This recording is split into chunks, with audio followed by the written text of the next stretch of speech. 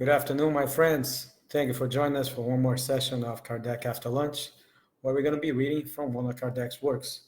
We are hosted by Kardec Radio, and if you allow me, I got a few announcements here.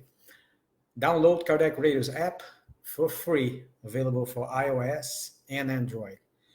Send questions, comments, or suggestions to Kardec Radio's Twitter account.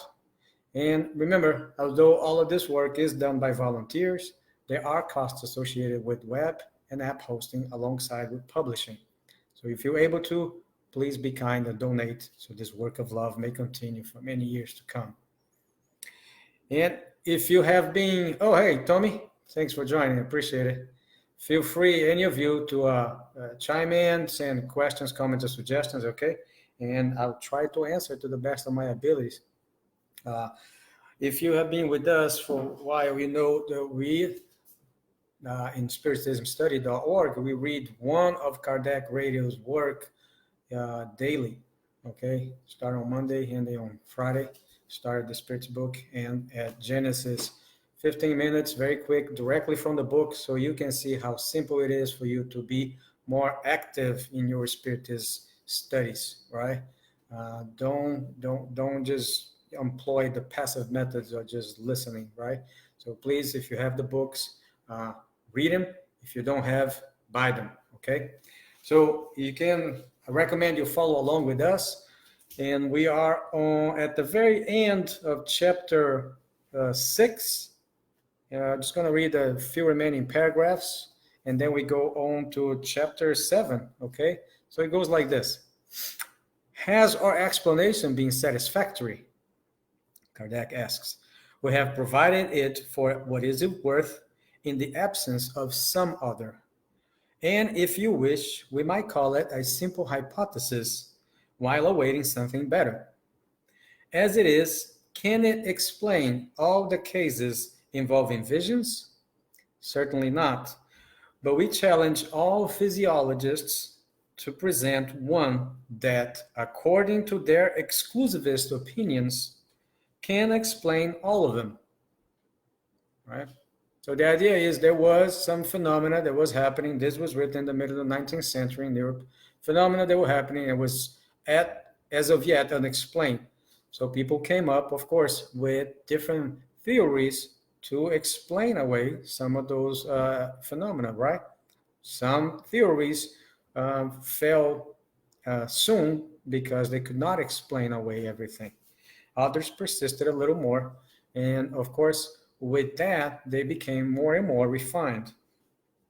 So he goes on and says, however, when they can proffer their sacramental words of overexcitation and heightened imagination, they actually pronounce nothing at all. So they were giving excuses for what people were seeing. So if all the theories about hallucination are insufficient for explaining all the facts, it is because there is something more involved than hallucination per se. Our theory would be incorrect if we applied it to all cases involving visions. However, because some would contradict it, it is correct insofar as it is applied only to certain effects, right? So, can some of the visions be attributed to hallucinations? Yes. Can all of the visions be attributed to hallucinations? No. And the same applies to the theory of Kardec as he comes to explain. Can he explain away all the phenomena? No. But some he can, and he does. So now we continue to chapter 7. Chapter 7 is about bicorporeality and transfiguration, okay? We're going to talk first about the apparitions of spirits of the living. So 114, bicorporeality and transfiguration are two varieties of visual manifestations. As extraordinary as they might seem at first sight, it will be easy to realize through the explanations that may be given for them that they are not outside the order of natural phenomena. Okay? Both are based upon the principle that everything that has been stated concerning the properties of the perispirit after death applies to the perispirit of the living as well. Okay? So remember, all of this is taken verbatim from the book, and I do this way. So it's not about my perspective being able to influence what you think or what you believe. It's about the source. So what actually our project invites is for each and every one of you to go to the source and read it for yourself and arrive at your own conclusions, okay? And little by little, let the doctrine be the agent that changes, well, with your co-participation, of course, because you had to contribute with your willpower, but be the doctrine, be the one that changes your thoughts, your words, and your actions, right? He goes on and says, oh, hi, my wife. Love you. Thank you for your support as well. So we know that during sleep, this spirit partially recovers its freedom, okay? And it is in this state that we often haven't the opportunity to observe it. But the spirit of both the living and the dead always retains its semi-material envelope, which is the perispirit, for the same causes that have already been referred to, can acquire visibility and tangibility. Now, and this has been explained as well. Visibility and tangibility are, aside from being a capability of the spirit also has to enjoy permission to do so. Okay? There have been well-proven cases that can leave no doubt on this point. We will cite only a few examples that we know about personally and whose truthfulness we can guarantee. Additionally, everybody can consult their memory and add their own examples. Many of us perhaps have experienced something that we just brushed off at the time, or maybe we became quite impressed with it, but we no longer recollect because it didn't have much meaning to us. But upon reading this, you may be able to recall something that was long forgotten. Okay. Number 115. The wife of a friend of ours repeatedly saw entering her bedroom during the night, whether the light was on or off, a woman who sold fruits in the neighborhood, and whom she recognized by sight, but with whom she had never spoken. This apparition left her very frightened, especially because at the time she knew nothing about spiritism, and because the phenomenon frequently repeated itself. The woman was perfectly alive, and was certainly asleep at the time of the night. So the spirit of that living woman, okay? However, while her physical body was at home, her spirit and fluidic body, that's one term that can be used to explain that. There are many different terms, okay? Were in the other woman's house. What was the reason for this? We do not know, okay? And in this case, an experienced spiritist would have asked her what she wanted. Now, does it have to be a spiritist to have, the presence of mind and the tranquility to sit down on your bed and ask the spirit? If you've seen it, might as well ask a question, right? And ask, what do you want? Can I help you? Right? Because I imagine you would do the same thing for a living person, right? But the idea never even occurred to a friend's wife.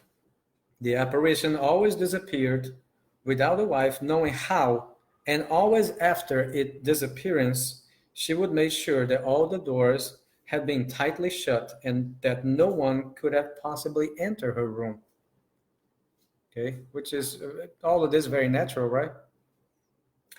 This precaution proves that she was wide awake, for one, and was not fooled by a dream. On another occasion, she saw an unknown man in the same way. However, one day, she saw her brother, who was living in California. His appearance was so real at first sight that she thought he had returned and wanted to speak to her. But he disappeared without giving her the opportunity. Later, she received a letter from him that proved he had not died. Right? Because in this, some may, I guess, naturally assume that if you've seen a spirit of a living person uh, at your home or anywhere else, you assume that that person has given up the spirit, right, and has died. And we can see here that's not the case, not necessarily. This woman was what may be called a natural seeing medium, but at the time, as we have already stated, she had never even heard of mediums.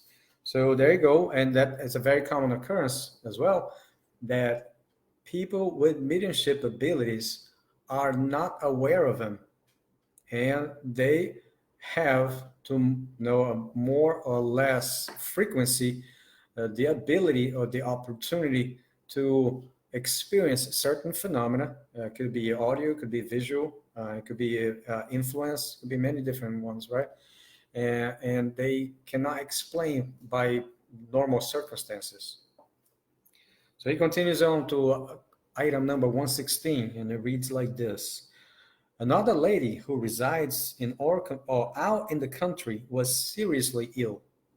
And one particular night at around 10 p.m., she saw an older gentleman from her city with whom she had sometimes seen at social functions, but with whom she had never had close relationship. He was sitting in an armchair at the foot of her bed, and now and then would take a pinch of snuff. Okay, snuff was a not always tobacco, but it was used by certain persons to provoke sneeze or something. I guess they experience. I don't know exactly the reason for it, but they would just like kind of put it in their nose, and I guess perhaps to clear their nasal passages or whatnot. So if any of you know the reasoning behind using snuff back in Europe of 19th century, please share with us. Uh, so he seemed to be watching over her. Surprised at having a visitor at such an hour, she wanted to ask him why he was there. But the gentleman made a sign for her not to talk, but rather to go back to sleep. She tried several times to speak to him, but each time he repeated his silent recommendation and she would fall back to sleep. Okay. A few days later, after she had recovered from her illness, she received a visit from the same gentleman, however, at a convenient hour and actually in person this time. He was dressed in the same manner with the same snuff box and displayed the same mannerisms. Certain that he had visited her during her illness, she thanked him for the effort he had made. However, he was quite surprised and said that he had not had the pleasure of seeing her for a long time. The lady was familiar with spirit phenomena and thus understood what had transpired. But she did not wish to go into explanation and was content with telling him that it had probably just been a dream.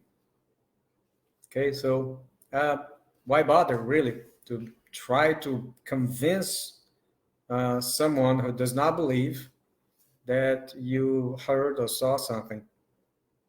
At times it's really futile effort, right? But it's for you to decide. Continue. Disbelievers will say that it was in fact a dream.